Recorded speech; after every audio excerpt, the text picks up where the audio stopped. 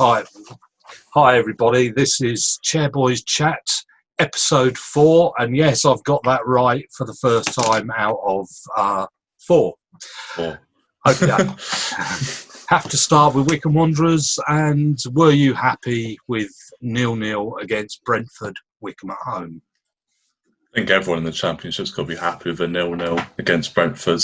Whoever you are, even if you're fighting for a promotion, Brentford's always one that people can either slip up on or should really lose to. And realistically, Brentford's a team we should lose to. So I think we should take a 0-0 all day long. Yeah, well, everybody, on all the channels and everything, everybody sort of, well, I don't think it was always work on the theory that Brentford were going to beat Wycombe. I think they work on a theory everybody's going to beat Wycombe, and they start at that and and Brentford, well, they don't stand a hope then. And I saw something like about 30 different people's views who like football, into football, aren't sort of, very negative. Not Wycombe fans, I might add, and everybody just presumed Wycombe would lose. I suppose if you don't watch Wycombe or you don't follow Wycombe that much, then you don't, I suppose, understand how much we're improving over the last couple of weeks, and they don't understand what style of play we do. I thought what was interesting, though, was when the results came up and people put their views up, etc., on the different football channels, everybody presumed it was a lucky one-off. I thought that was really quite amusing. Oh, they got a draw. Well, that was good, wasn't it? So, do you think they'll stay up? No. And it was that, and that was really. I think that is a funny habit people have, presuming a small team will end up small. We are the only season alone, is enough, isn't it? I mean, Sheffield United last season, admittedly, this season, but it is possible for Wycombe to change things. The only people who think Wycombe are going to stay up are Wycombe fans, quite honestly. Because it's so easy to say that we will go down. If you're another fan, it's so easy to say, because the likelihood is it should happen. Or at the beginning of the season, that's what we thought. Now we're a bit more optimistic, aren't we? So yeah, I mean, based on size of club, money, etc. Well, in theory, you look at the Premier League. I mean, that doesn't work out right either, does it? No. Southampton up near the top, City and United halfway down the table. It doesn't always work out, and I really believe Wycombe are going to hang on in there. Next 8 games Wycombe have, though. We've got Huddersfield,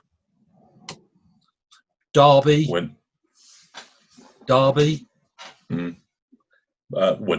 obviously. Stoke, winnable. Really? Preston North End, Barnsley, Coventry, Bournemouth, QPR. Now, I've written those out and thought, and if you look in the form table of the last 6, okay, we are equal with Huddersfield. I reckon we can win that on Tuesday night. Derby, we can win. Stoke, I've put down as we lose. Preston North End, they're pretty good. They're playing well. We'll lose that, say. Barnsley are second in the table in the last 6 matches. They're getting better, so we can lose that.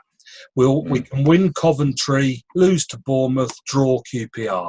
If we do that, we'll pick up 10 points out of the next 8 games.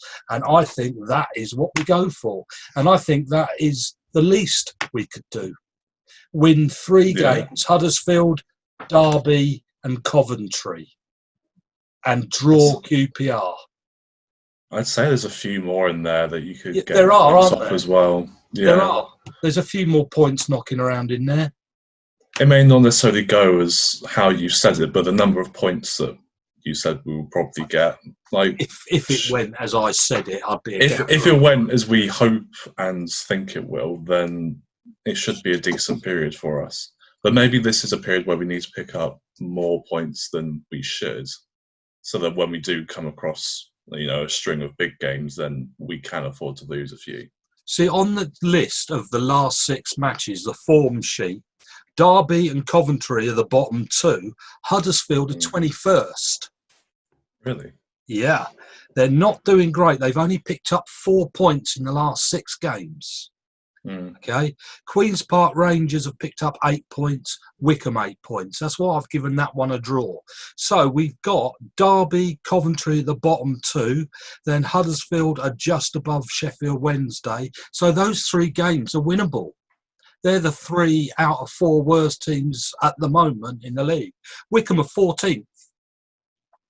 We're mid-table. We're playing as well as Blackburn, Nottingham Forest, Birmingham, Queen's Park Rangers.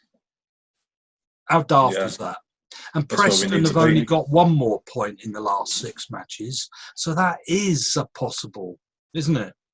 Mm-hmm. So I don't see any reason why we don't stand a decent chance of getting out of this bottom 3. I see no reason for that.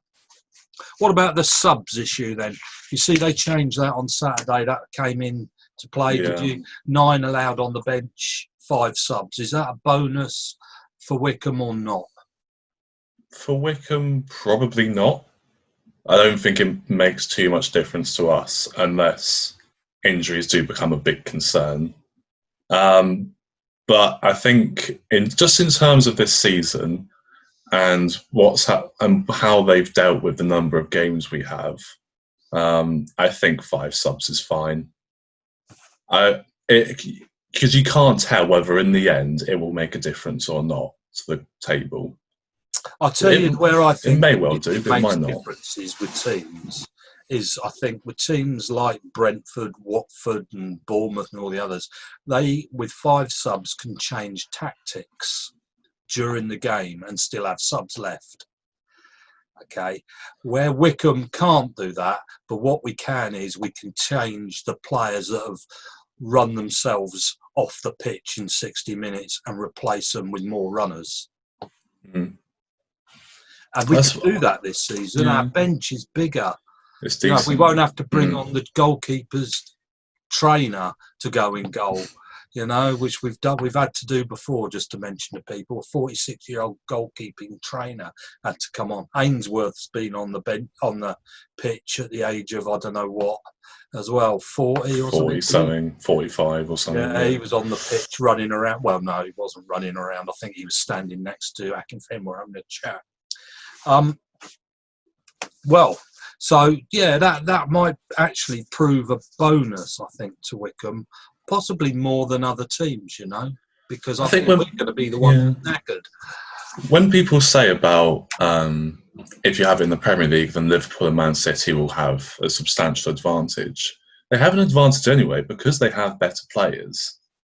It's the size of squads that is where it makes a difference. Obviously, the lower league teams are going to have smaller squads, or we think they do, just because the players who don't play aren't as good anyway. It's the fact that the Liverpool players who are on the bench would get into a lot of the teams in the Premier League in their first team. That's where it kind of makes a difference. Because it's not like Liverpool have like-for-like replacements for all Man City. No. Like that. It's more like it's just the teams who are at the bottom have worse players. This is how it works. And for this season, obviously it should be 3 normally, but for this season, I think it's got to be 5. Reading. Otherwise, got to bring up the subject of Reading. They've just lost they were top of the league, picked up all their points, just lost their 4th game on the trot in the Championship. Can they we're just moving on. Was it a lucky beginning and a bad? Are they doing a Wycombe but in reverse? Reading are pretty average in general, aren't they? It did come as a shock that they were top of the league, and there was always jumping up and down about, wow, are they really, aren't they doing well? And then they've just hit rock bottom. I wish we could play them next, in all honesty. And the last thing to mention about the Championship was there were 2 new managers, weren't there, in the Pulis. Didn't go quite so well for him, did it? Lost. as Rooney. In fact, both teams lost. Pulis had a player sent off. He didn't look very happy about that. But there's something I must mention. Now I'm just trying to think where I wrote it. Oh, here we go. Yeah, Preston player called Fisher. I think this is really quite. I don't know whether this is a funny story or whether I should find it funny or not. They're looking into this, the FA, because it looked like he grabbed Patterson's genitals twice during the game. Oh, I did see this. Yeah. Yeah. I mean, what is that a separate rule in football that you're not allowed to then? I mean, it probably is. I mean, you can't just allow it, can you? but I do think it happens a lot more often than people probably realise. It's just defenders try and get under an attacker's skin, or vice versa. Under their skin. Thank you for that, Kieran. This is probably the wrong phrase, wasn't it? Yes, this will be taken off YouTube now, won't it? Yeah. For that comment, yeah. You didn't do anything like this as a defender, did you? I'm trying to think if I did. I probably did. It was quite a common thing. I think people did it to me, and therefore I kind of got the impression that I could do it back. And so it was. Yeah. I don't whether we won or not. I obviously can't remember. But this is in the Bucks Pumas days, I imagine. Right. Okay. Thank you for that. I wish you said no. Well, that's what I was expecting. It would have been much simpler, wouldn't it? It would. Okay, let's move on to Liverpool then. This is the Liverpool Premier League. Should we go through our predictions that we did last week? Yeah, okay. So who won that? I mean, I must have done. You might have done, to be fair. So we said Chelsea would win, and they did. You said just who would win as opposed to a scoreline. Yeah, just stick with that. I think that's a bit easier. Yeah. I said Villa would win, and you said they would draw, but in fact they lost to Brighton. Right, so I'm nearer. Yeah, we both said Spurs would beat Man City 2-0, and they did. So we got that one bang on, which is good. West Brom lost to Man United, which you said United would win. I said West Brom would win, just because I thought it'd be funny. Unfortunately, could we talk about that one? Should we talk about that one now? We can do. No, go through them all. Yeah. Everton beat Fulham, which we said. We said Arsenal would draw to Leeds, not 3-0, but 0-0. We said West Ham would beat Sheffield United, and you said Leicester would win, and I obviously said Liverpool. So we got pretty 7 out of 8. We got 7 out of 8, I think. I got 6. You got 7. So. That's pretty good, wasn't it? Yeah. So let's do the next ones then. What about the next games? What we got next? What do you mean, tonight or the next round of games in general? Well, whichever, the next round of games. Next round. Shall I find the fixtures? While you're talking on that, I'll just say I've got to drop this conversation in because this is really quite funny. Did you know it's Ali Dyer Day in Southampton? Oh, I saw this. Did you see this? It's really funny, isn't it? It's great, isn't it? 23 years ago. Did you read the whole story about what that was about? I read the first bit and got the gist of it. Right, it was the world-class player recommended this guy, Graham Souness, or at least they thought it was George Weah that had recommended him, but it obviously wasn't. This guy at the time, I thought, played for Blythe Spartan. Yeah. And the manager couldn't believe it when he saw this guy come on for Southampton because he's absolutely rubbish. And he'd told Graham Souness that he was a great forward. He'd played for Paris Saint-Germain, scored goals for them. It was played for his country, etc., etc. And up he turns to this training ground. He gets signed because Southampton are desperate for forwards at that time. And he said that Graham Souness said that he thought the player looked pretty rubbish. but, you know, whatever. He was on the bench. Matt Le Tissier went off, and he brought this bloke on, and he was taken off within 20 minutes and reckoned he was the worst thing ever. And it's actually known as Ali Dyer Day, where you can completely con a Premier League team into putting somebody on the football pitch who can't kick a football. He did have a shot on goal. Did he? Yeah. Could you imagine if he scored? I know, it would have been funny. Where would he be at the... But known as Ali Dyer Day. That is funny. And Graham Souness. Oh dear, oh dear.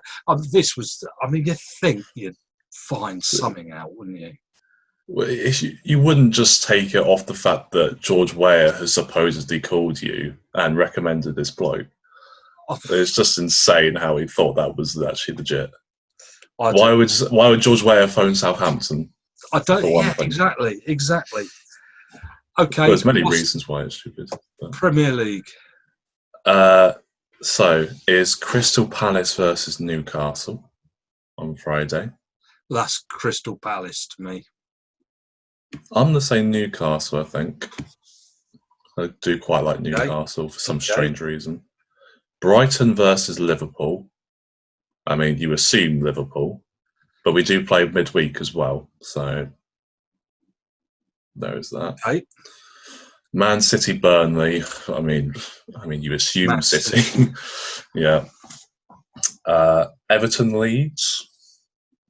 Leeds haven't won many games recently, though. I'm still going for Leeds. So, did you watch the Everton game yesterday on BBC? Yeah. They weren't great, were they? Especially against Fulham side.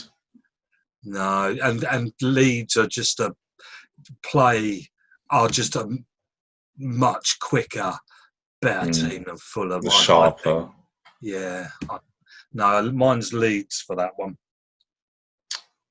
This is the battle of the bottom. West Brom versus Sheffield United. Draw. You think? Yeah. Both were absolutely desperate for a win, aren't they? Do you know, here's your fact for the day then. Okay.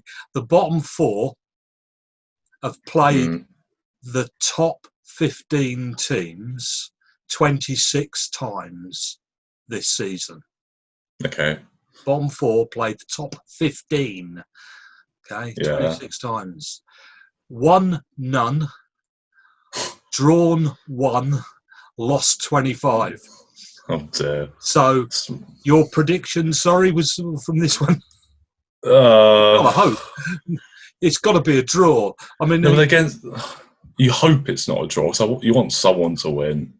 I'll say West Broms are at home, but I'm not strongly opinionated on that one. Southampton versus Man United. Man United away. Southampton. Yeah. Unless United get given more penalties. More than likely. Ings will tear him a new one, potentially.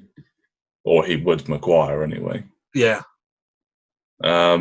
Chelsea versus Spurs. Spurs will win that. Do you think Spurs are in the title race? Yeah. Those or Liverpool. It'd be Spurs or Liverpool. Chelsea, although they look like they're doing all right, their last... Do you know, if you look, I had a quick look on Chelsea as well. I thought this would be interesting. Chelsea in their last 5 games, okay, and what's his face talking about? We must remain humble, okay. They beat Newcastle, Sheffield, and Burnley, okay, and they drew with Man United and Southampton. That's their last 5, okay. So they haven't.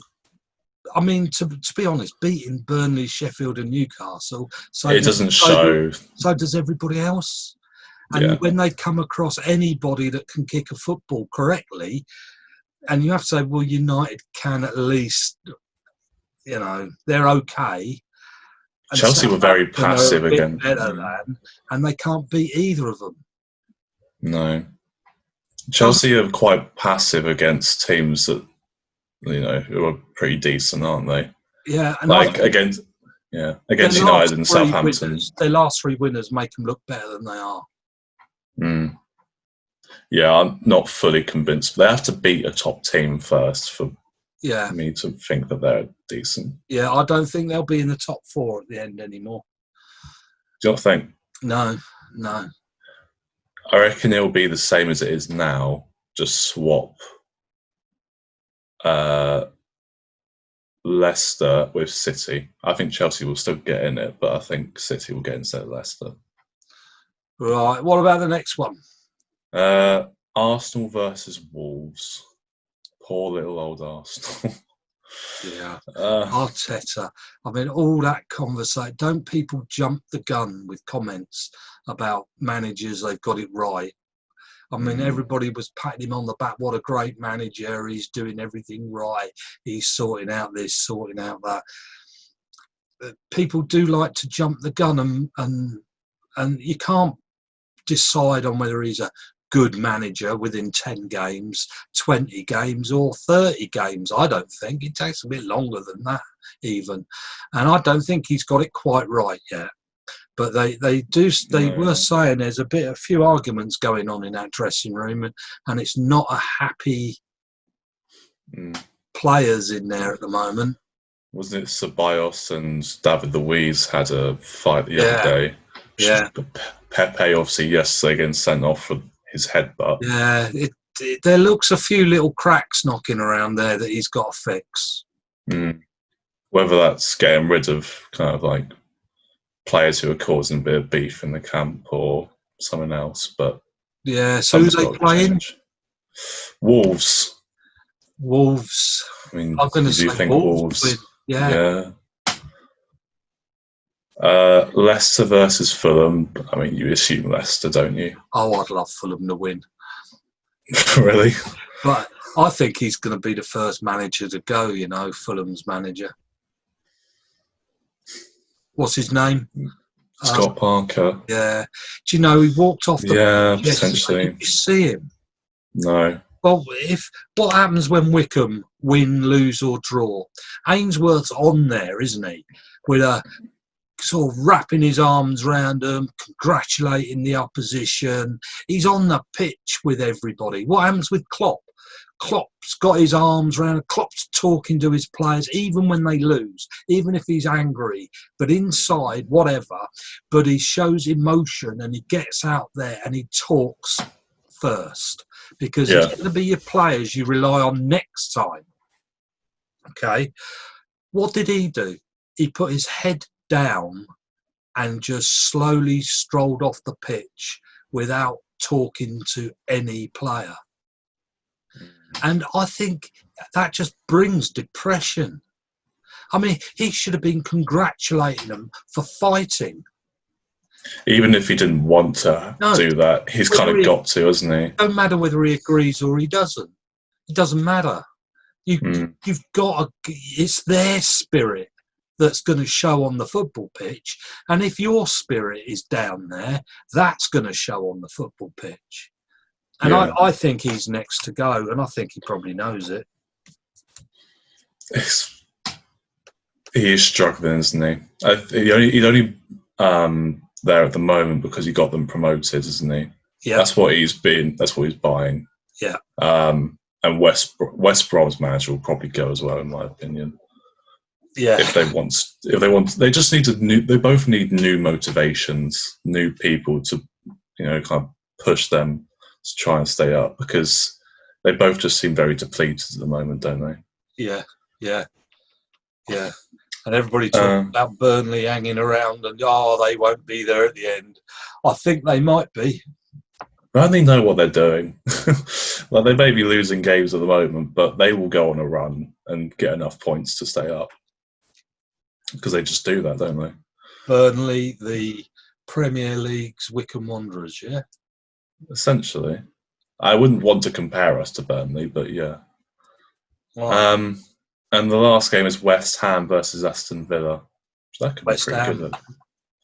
You think? Oh, yeah. I think they're You think Aston Villa have dropped off? Yeah, and I think West Ham haven't. I think they've got the bit between their teeth. I think they're going for it, West Ham. I bet they've. Do you know? I think this whole no crowd in the stadium thing has done West Ham a world of good.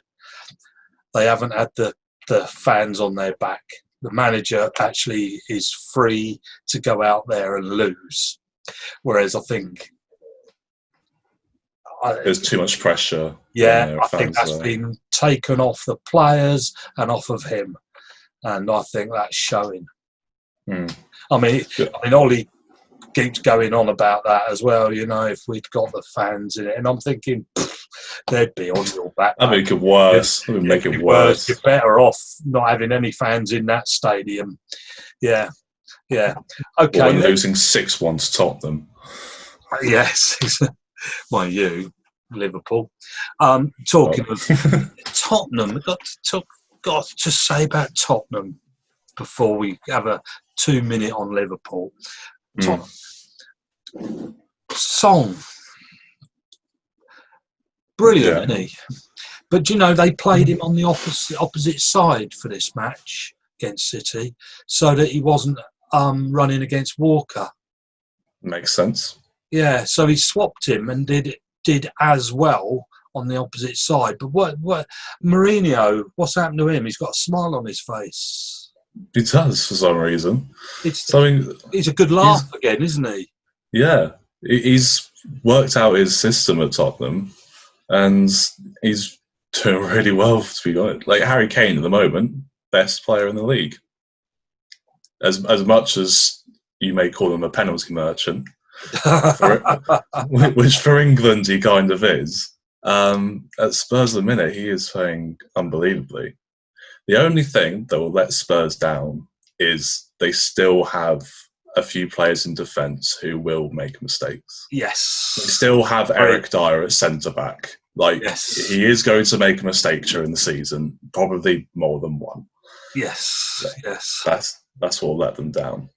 But strike force, second to none in the league at the minute. They are good, aren't they? I think that's your threat at the top.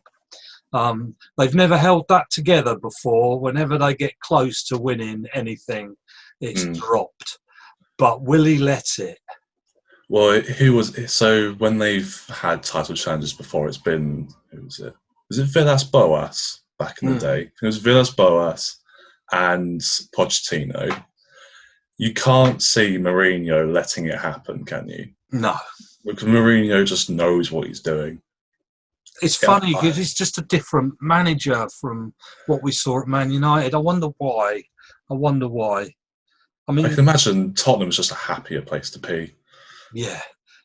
That United is not a good place, and I think as and when they do finally make the decision to get rid of Ole Gunnar Solskjaer, then I think every manager with any common sense would stay as far away as possible. Man United needs to turn back into a football team as opposed to a business. Yes. And the other one, I wasn't Guardiola. Just signed a new contract for 2 years. I was going to say, yeah. I'm going to say I think City have just made a big mistake, because did you know that this is the longest place he's been at in his career at City, and he's never had to rebuild a football team. He's never done it before. He's never had a success where players then go, retire, etc., and rebuild it again. He's never done that, and I'm not convinced he knows what he's doing. Well, I didn't realise how many of their main players over the last 10 years they've actually or are going to lose. So it's been Kompany, who's obviously gone, Yaya Toure, David Silva, Aguero, all either gone or late 30s and definitely depleting in terms of quality. Their main core of team is going/gone. And he hasn't replaced it with any sort of experience. No, he's not improved or even equalled the players, has he? No. Do you think in all the top players that he's been using, when they have gone or going, he's got nothing to replace them with? The only one he's replaced is David Silva because he's had De Bruyne. But I think he did sign De Bruyne. But then Yaya Toure, Rodri is not as good as centre mid by any stretch of the imagination. Laporte is a good centre back, but he's no company, in my opinion. And Aguero can't keep fit. No. And Jesus isn't the same. And you know what I think of Jesus? He looks just so angry all the time on that pitch. But he also knows that it doesn't matter what he does in 4 games, he'll be back off and Aguero will be back on for a game until he gets injured again. He knows he doesn't have a place, doesn't he? He's only on there because Aguero isn't. And he knows that. He's trying to prove himself so that he can become the successor to Aguero. But the difference is Aguero used to be able to put shots away that were never there in the first place. And he'd score 2 out of 4 of the things that weren't ever a chance in the first place. Jesus, it has to be an opportunity. It has to be it must have been made for him. And it must be a chance. And he's good. I'm not putting him down as most teams in the Football League love him. I'm not putting him down for that. But he isn't Aguero. No. Aguero would score 2 or 3 a week and you'd be just like, oh, okay. Because Aguero just scored every single week without fail. He's just that sort of player. He's like, he had the numbers of Shearer kind of thing. He would just score as many as he'd want every week. Yeah. Jesus just doesn't. Like you mentioned, I think last week about Kashket not scoring potentially enough for Wycombe kind of thing. He scored like a decent 10, maybe a season, 10, 15 a season. Aguero, when he's fit, gets 2 goals a game just because he's Aguero. And it's hard to explain because he has to do something right in order to just be able to score at will. But it's so hard to explain what. But he creates his own chances. Yeah. Out in front of goal, so they're not chances. He's got his back to the goal. He's got 2 defenders on him. Whatever, but they're not shots. He'll get the ball, and they're not opportunities that he makes an opportunity and scores. Jesus, on the other hand, he has to have the ball with the opportunity to score. And I think that's the difference, in my opinion. Everything's my opinion. I just might add, please write what you think. Just don't be rude about me. I can't help it. I'm growing old. Okay, and last we come to Liverpool, Kieran, last night. Did you watch it? No, but one of the things I thought was interesting was the quantity of players missing. So have you found your best 11 for the season? I mean, will these other players get their place back? Because you kept a clean sheet for only the 2nd time this season, I think it was. Against a Leicester team. Yeah. Those defenders. Well, 3 of the 4, in all fairness. Liverpool. Yeah. 3 of the 4 of those defenders will have to play the rest of the season because it's Robertson, Fabinho, and Matip. We don't have the other centre-backs now. Milner on... It's annoying to say, but Milner was man of the match. Milner was man of the match. Stand. It should be Milner's, shouldn't it? Did you see they've named a door after him? Yes, in the training ground. Yeah. And they said, "Is that because it's your exit or something?" Yeah, I thought it was a bit. They asked you to leave. I think. Yeah, Milner's just—he's an unreal player. How he's just able to keep a clean sheet and be man of the match against, Vardy, Barnes, and Maddison kind of thing. I know. He should have been whopped, shouldn't he? That's what everybody was thinking. Because they said to him when they interviewed him, "Oh, I see there was a lot coming down your side. Did they pick you out, do you think?" Yeah. And they would have done. They probably did, thinking weak. They didn't. Then maybe Leicester kind of cocked it up in that they didn't play Damari Gray or Iheanacho, who were more their pacey kind of players. Yeah. They didn't as such play wingers. which obviously against Milner you're gonna do because you can get him sent off quite easily. You see Milner like going into tackles, he's just nowhere near. How did he stay on the pitch if he's got to run after the ball? I mean, that's his sliding tackles and his thumps in the face. He's a tough nut to break, though, isn't he? I love Milner. I was so pleased that he won all the medals he's done in the last few years. I think he's thoroughly deserved that. I really do. But you also, for me, I see scored a goal up front when he hit Massa yet again. Look, I sent you a text saying how happy I was that Firmino scored. He deserved a goal. He never scores the winners. He only scored the ones on the 90th minute when you're 2 or 3-0 up already. In all fairness, Leicester scored. In all fairness, Leicester scored the goal that won us the match. Wasn't it a good goal? Oh, it was fantastic.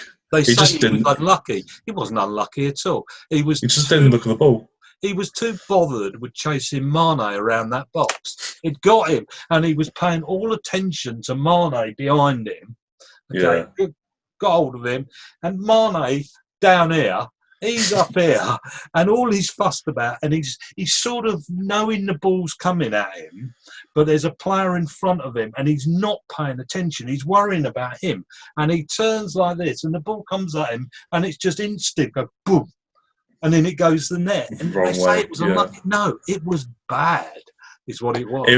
It was bad, but also the person who was in front of him, because Evans assumes that the person in front of him is going to be able to head it. Yeah. Because the guy in front makes this really, seems legit, action to try and head the ball. And just completely misses it. And Evans doesn't have enough time to react. It's quite funny. But also... I was going to say, score. Does Henderson get his place back or not? Of course. That was the one thing that worried me beforehand, was our midfield. Our midfield was Wijnaldum, Jones and Keita. Keita got injured because, obviously. But that midfield does worry me slightly. It's not that experienced together. And it is a midfield that I feel can be overrun. Yeah, and Jones, they were talking on one programme about Jones, sort of, it's good that he could come in, not be brilliant, but no, he doesn't need to score, and no, he's got a defence behind him. It gives him a little bit more freedom in the midfield to not be responsible. But the fact that he was playing on the same side as Milner, you would have thought, blimey, Jones and Milner down that side will go for that side. And they did, and they didn't break it. It was Jones, Milner and Jota as well. Yeah. And Jota's not the most defensive player in the world. No. So you do wonder how they didn't get through more than they did. Yeah. But I'm not going to complain. Jota scoring again, I'll take that every day of the week. It's great to have someone that you can just go in without a Salah or a Mane, and it's effectively the same. Yes, yeah. I didn't see any difference. Last but not least, Klopp. Oh, does he have to start moaning all the time? We don't want him to moan. He's supposed to be a fun manager, and that's what everybody likes. And to be honest, he isn't the only person, the only manager of a football team whose team are having to play week in, week out. And he does have a whopping advantage, and it's called a bank account, whereas other teams don't. And that includes teams in the Premier League. I'm not just talking about Wycombe. I'm talking about the teams halfway down the table. In fact, teams like Southampton. All Southampton do is they come up with, if you could put Southampton back together of all the teams, all the players they've had to sell, right, you'd probably have the Premier League title holders, because that's what they do. They supply all the other teams with the teams that can beat them. And so, I mean, really, he's raking. His football team are raking in the money because of the TV. Now, okay, he might not like it. He might not like it, but why him more than anybody else?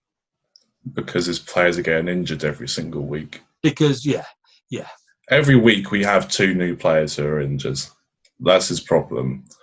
You wonder why other teams aren't getting as many injuries. The team's still getting a lot of injuries, but not as many as Liverpool. And so you could argue, why does that happen? Is that something to do with training or just bad luck?